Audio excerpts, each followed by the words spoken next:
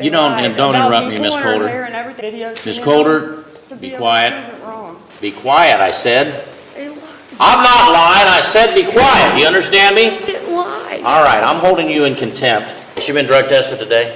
I'm not on fucking drugs today. I have a headache That's because enough, of a Miss serial Coulter. killer. That's fucking, I don't even know where he's at. No, I'm not fucking crazy. Fucking God. I hate every fucking person in this fucking courtroom. All right, this is case number 22 CR 130. Assistant Prosecutor King. Present on behalf of the defendant is Attorney Dennis Kirk. Are you Stevie Don Coulter? Pardon me? Welcome back, guys. So picture this. A woman shows up to court acting like she's allergic to common sense and fully convinced she just cracked the legal system by yelling louder than everyone else. Instead of taking her probation seriously, she comes talking in circles, dropping weird legal buzzwords like she's auditioning for a courtroom soap opera, and just when the judge tries to steer things back to reality, she pivots into a full-blown sovereign citizen mode. Like courtroom rules are optional if you sprinkle in enough confusion. Here's the question though, is she genuinely lost or just performing for her imaginary YouTube audience? Let me know what you think and let's dive in. All right, are you all right, Miss Coulter? I can't hear you. You have a really bad headache? Anything else wrong with you? All right. Well, we'll go ahead and have this pre-trial, but a couple of things I want to talk about. But after that, she's been testing positive for gabapentin, marijuana, methamphetamine, and amphetamine. It hasn't reported since the 21st of September. I just have a question. Does it even test for gabapentin on a 10-panel drug test? What's that now? Does it test for a gabapentin on a 10-panel drug test? Okay. That's what Miss I'm Talbert, or Miss... Because someone said that to me in the PO's office, and I'm a very intelligent person, and I know a lot, and I just look stuff up all the time. And I can't, it's hard for me to plea in lieu of, honestly, because of the things that I found in this. That's like kind of like, I don't know. Miss Coulter, I'm going to have you drug tested here. Probation officer's here. I'm going to have them drug test you. See. I've never been in trouble. No, I just got beat the shit out of by a dude who left a bite mark on my arm, and my head hurts now because of it. He beat me up until I was literally talking retarded. And in this statement from the police, from this one, it says, then I identified female Stevie Coulter, not Stevie Coulter identified herself after her social security number. So he arrested me based off of... Okay, well, that's not what we're here about here today, Miss Coulter. It's clear that you're not in a situation... But they lied also, though, Judge. You don't interrupt me, Miss Coulter. And everything. I was denied access to the videos. Miss Coulter, be quiet. Wrong. Be quiet. Don't speak. Because they lied. Be quiet, I said. They lied. I'm not lying. I said be quiet. Do you understand me? They lied. All right, I'm holding you in contempt, and you're going to be sentenced to jail for 10 days. Now, if you open up your mouth again... and you need to stay on topic here, all right? You're going to go to jail for 10 days right now. I'm going to have you tested by the probation department. Okay, so... And then we'll decide what's going to happen. I already failed a drug test. They already did a mental health assessment when I got out on the terms of the first time I went out. Or I got out when I first originally got out. Miss Coulter, you're disrupting this proceeding. I promise you I'm trying not to be, I'm not trying to be like that. Yeah, But it's in black and white. It's right there. All right. I highlighted it. Then I identified within the first 3 lines. I don't even know what you're talking about because it has nothing to do with what we're here for today. The police officer that arrested me, it was wrongful arrest, and then I had 5 cops on me. All right, you have an attorney. I had 5 cops on me. Miss Coulter, you have an attorney. I wasn't even I didn't even touch that girl. It was my only form of defense. Take her into custody, put a cuff on her. It was my only form of defense. You're going to jail, and we're going to have you tested. It was my only form. I want you to test me. You already did. So Has she been drug tested today? I'm not on fucking drugs today. I have a headache That's because enough, of a Miss serial Porter. killer. That's fucking, I don't even know where he's at. I don't care about shit. Mr. Kirk, I think you need to file a request to have this defendant evaluated for mental health. I think I need surgery so they don't get fucked with. you want to help her. I don't need to be there. No, I'm not fucking crazy. I swear to God! I'm not on fucking drugs like that. It's wrong. You're expecting these cops to be out here fucking doing this shit to people? When it's a conflict of interest, I want a new trial. It is. I swear to fucking God! I hate every fucking person in this fucking courtroom! That ain't a fucking judge! That ain't a fucking judge! Just because I pointed it out black and white!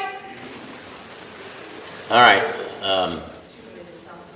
No, go ahead. Mr. Kirk, if you would, I was trying to say this. I don't know if you heard me or not. I'm sure you have mentioned it already. Obviously, she needs a mental health.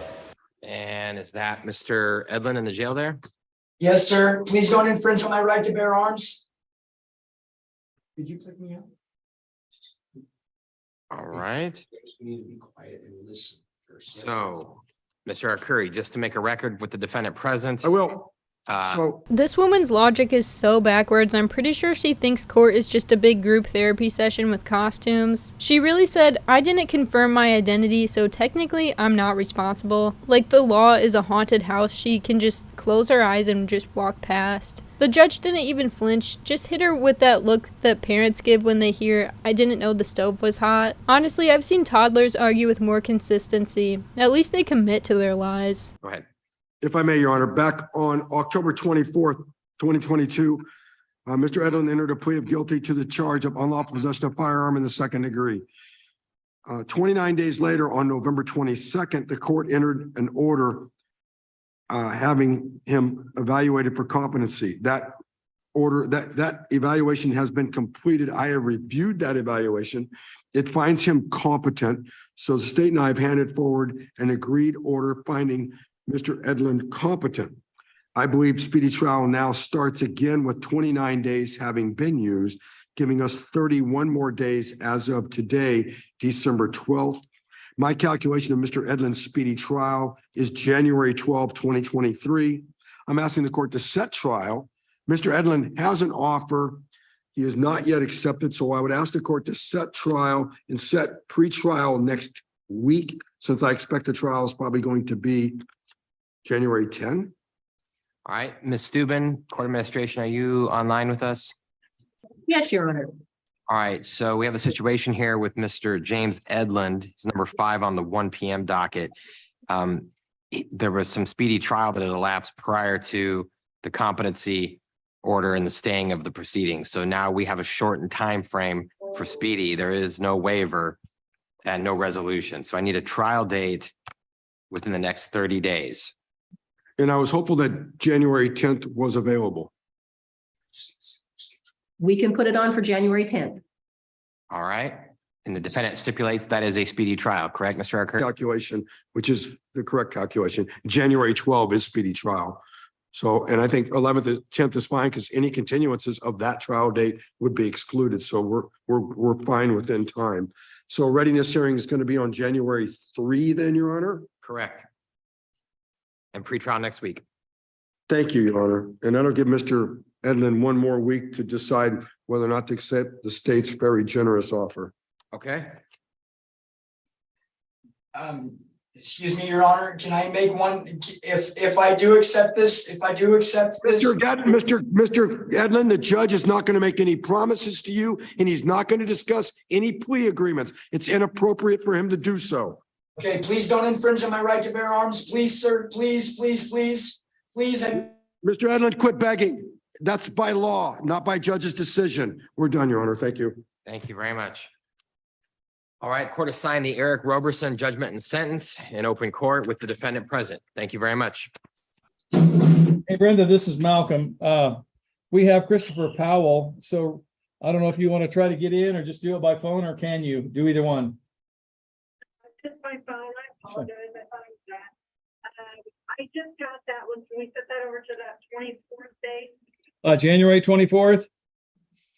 This guy really went from I know the Constitution to please don't take me to jail, like he just realized Google isn't a law degree. The switch up was wild. One second he's quoting amendments, the next he's practically begging like he lost his Fortnite login. And let's be honest, waving the Second Amendment around while you're already facing felony charges is like trying to use expired coupons at a luxury hotel. Loud, pointless, and just embarrassing. But hey, let's jump back in and see how he manages to turn a simple bond hearing into a full-blown meltdown.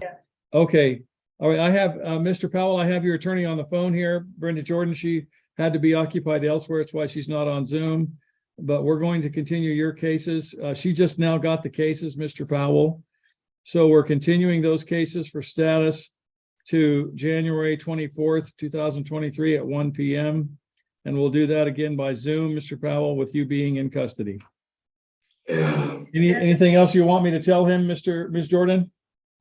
Just let him know as soon as I get into the case, by protocol, I'll get a motion on file and get it on docket for bond. Okay, she's going to be filing a motion on your case, Mr. Powell, regarding your bond. So she will be getting that done. And I can't have a bond. I can't have a bond. why is that? Detainer. I have a parole detainer.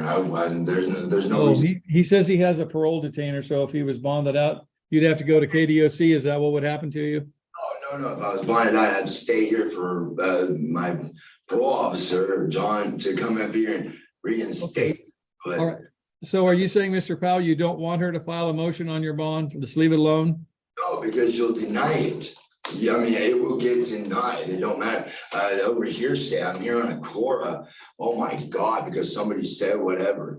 And it shows proof that nobody even seen me go into the house. You know what I mean? But what I'm saying, I'm here. You will not give me bond. You will not deny, you will not be okay with it. I cannot make bond. My family is dead. There's nobody's going to be able to pay $1,800 fucking dollars to get me out.